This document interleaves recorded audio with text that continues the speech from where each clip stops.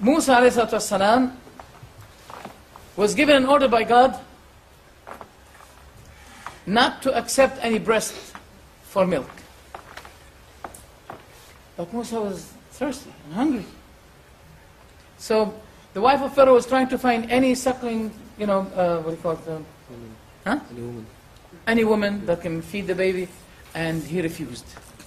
Then, as the sister of Musa was chasing him, tracking him, tracing him, she said to the people, shall I guide you to Ahli Baytin? يَكْفُلُونَهُ لَكُمْ. They will sponsor him for you. وَهُمْ لَهُ نَاصِحُونَ Ahlul Bayt. Then, Allah said, then we returned him to his mother.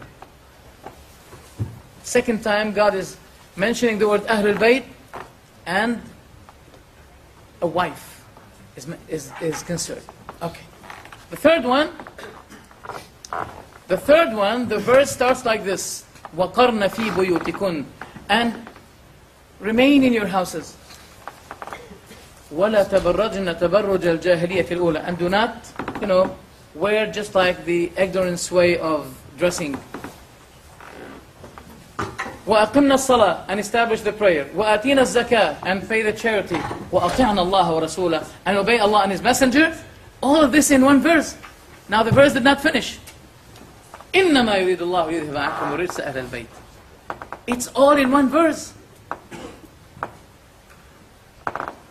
Therefore we believe that Aisha and Hussain are Ahlul Bayt. When the Shia mention the word Ahlul Bayt, they exclude the wives of the Prophet, and they include only the sons. But when we observe the word Ahlul Bayt, we include the wives of the Prophet and the sons of the Prophet. Both.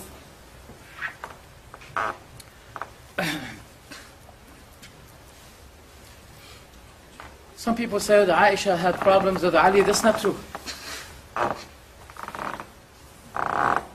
That's not true. There's no problem between Aisha and Ali. May Allah be pleased with both. Allah the Almighty says in the Quran, النبي أولى بالمؤمنين من أنفسهم. The Prophet is closer to the believers than their own souls.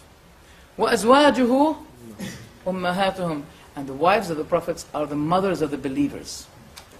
And this is the motherhood of honor. The motherhood of honor and dignity. Some Shia believe that the verse means by this that they're not allowed to marry someone after the Prophet's death. This is the meaning of the mothers of the believers. Which is not true. Which is not true. Why? Because the Prophet, anyone who is not allowed for you to marry, does she become your mother? I mean, your sister. You're not allowed to marry your sister. Do you call your sister your mother? Because you're not allowed to marry her. It's not reasonable. It does make sense. And many Shia scholars, they confessed that this is the motherhood of honor and dignity. They had to, because, sometimes the word mother, I know that Saddam Hussein used it recently. The mother of the world, the mother of the battles. But in the Quran, the word mother is mentioned what? As a motherhood of dignity and honor. Such as, Ummul Qura, what does it mean? Mecca is the mother of all the villages, all the cities. What is that kind of motherhood? Honor and dignity. Al-Fatiha is the Ummul Kitab, the mother of the book. Now here I want you to be very attentive to me. A very strong evidence I can use with this verse. I thought there was a board. Oh. Can we use it? Doesn't matter. Be with me, please. The Prophet is closer to the believers than their own souls. The believers here, men and women, or only men? Huh? Both, thank you. Okay. وَأَزْوَاجُهُ أُمَّهَاتُهُمْ. And the wives of the prophets are the mothers of the believers. Men and women, or only men? Allahu Akbar. Very clear.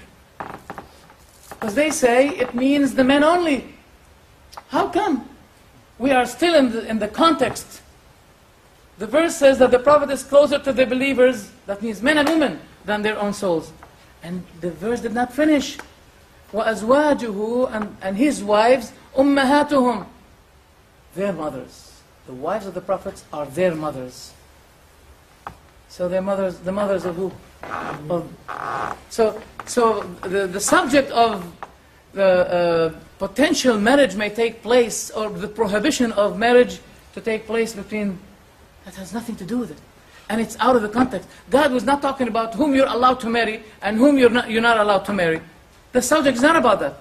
The context is about the honor and the dignity.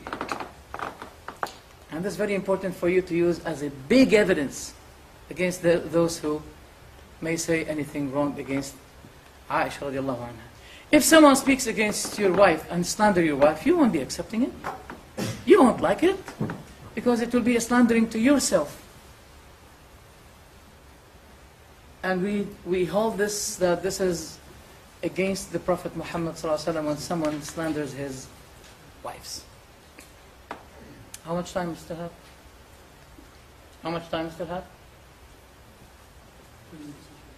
20 minutes. What about questions and answers? Questions and answers? Okay. For the time being, please, if you have any question, prepare your question, whether you write it or you put it in your mind. Please. Because I want you to have the chance to ask any question. And the question that should be asked in a very civilized way.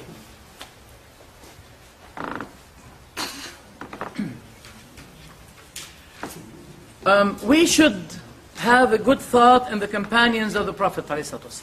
Good thought, ihsan al-dhan. Is that what it means? Right? Yeah. Good thought. Thinking about them in the proper way. Like for instance, the Prophet was sick, ﷺ, and he said, give me a pen and a paper and I can to write a will that if I do it, you will not be misguided at all. Umar said the Prophet was overwhelmed by his pains and agonies because he realized that the Prophet is about to die. And the book of Allah is sufficient for us. Some people say, see here, Umar said the book is sufficient for us. Where's the Sunnah? Look, if we say Kitab Allah wa Sunnati, they say, no, Kitab Allah wa Atrati. And if Umar said Kitab Allah only, they say, what about the Sunnah?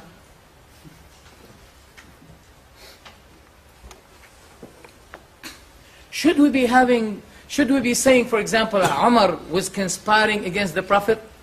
Or should we say that Umar was really very much concerned about the Prophet's physical being? If you say the first one, conspiring against the Prophet, we say, but what Ali's attitude towards Umar doesn't make us believe so, because he called his son Umar, and his son Umar died with Hussain in Karbala, by the way. And the books of the Shia confessed it. And he gave him his daughter, Kulthum. And he gave him bay'ah. A pledge, bay'ah, you know the meaning of bay'ah, that I obey you, you are my leader. 3 things. It compels us to think in Umar the best way. Since Ali did it, are you better than him? You're not better than Ali.